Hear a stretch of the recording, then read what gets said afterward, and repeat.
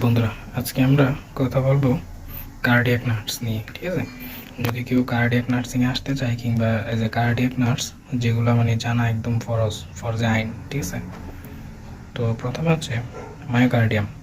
Myocardium হচ্ছে হার্টের পেশি, হার্ট মাসেল লেয়ার। তারপর হচ্ছে এন্ডোকার্ডিয়াম।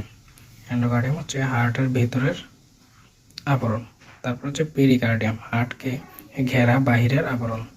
তারপর হচ্ছে এট্রিয়া, রাইট এট্রিয়া অথবা লেফট এট্রিয়া, হার্টের উপরের দুই চেম্বার। তারপর হচ্ছে ভেন্ট্রিকলস, রাইট ভেন্ট্রিকলস অথবা লেফট ভেন্ট্রিকল, হার্টের নিচের দুই চেম্বার। তারপর হচ্ছে স্পুটাম, দুই পাশের আলাদা রাখে এমন দেয়াল। তারপর হচ্ছে বাল্ব, রক্ত একদিকেই যেতে দেয় এমন দরজা। তারপর হচ্ছে কার্ডিয়াক আউটপুট, প্রতি মিনিটে হার্ট থেকে বের হওয়া মোট রক্ত। তারপর হচ্ছে স্ট্রোক ভলিউম, প্রতি বিটে বের হওয়া রক্ত। প্রিলোড, হার্টে ঢোকার সময় রক্তের চাপ। আফটার লোড, রক্ত বের হওয়ার সময় resistance. Ejection fraction, left ventricle থেকে বের হওয়া রক্তের শতকরা হার। নর্মাল ইজেকশন ফ্র্যাকশন হচ্ছে 55 থেকে 70%। তারপর হচ্ছে ইলেকট্রিক অ্যাক্টিভিটি, এসএ নোট, হার্টের ন্যাচারাল পেসমেকার, যার নর্মাল বিট পার রেট হচ্ছে 60 থেকে 100 বিট পার মিনিট। তারপর হচ্ছে এবি নোট, ইম্পালস বিলম্ব করে যাতে এট্রিয়া থেকে ভেন্ট্রিকল সময় মতো কন্ট্রাক্ট করে। তারপর হচ্ছে bundle of His and Purkinje fibres, electric signal নিচে পাঠায়। আর তারপর হচ্ছে পি ওয়েভ, এট্রিয়াল কন্ট্রাকশন। ইজিজিতে আমরা যেই ওয়েভ দেখি পি, কিউ, আর, এস, তারপর হচ্ছে টি, টোটালি 4টা ওয়েভ আমরা দেখি, 5টা ওয়েভ। তো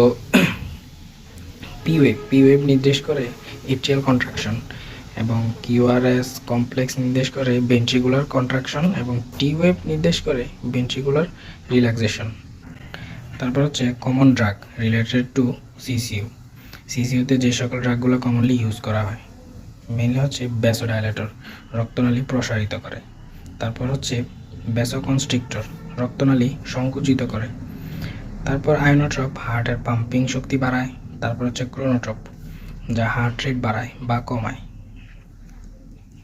তারপর হচ্ছে অ্যান্টিকোয়াগুল্যান্ট, রক্ত জমাট বাঁধা রোধ করে। অ্যান্টিপ্লাটিলেট, প্লাটিলেটের জমাট বাঁধা রোধ করে। তারপর হচ্ছে থ্রম্বোলাইটিক, ইতিমধ্যে জমে থাকা রক্ত বা জমে থাকা ক্লট ভেঙে দেয়।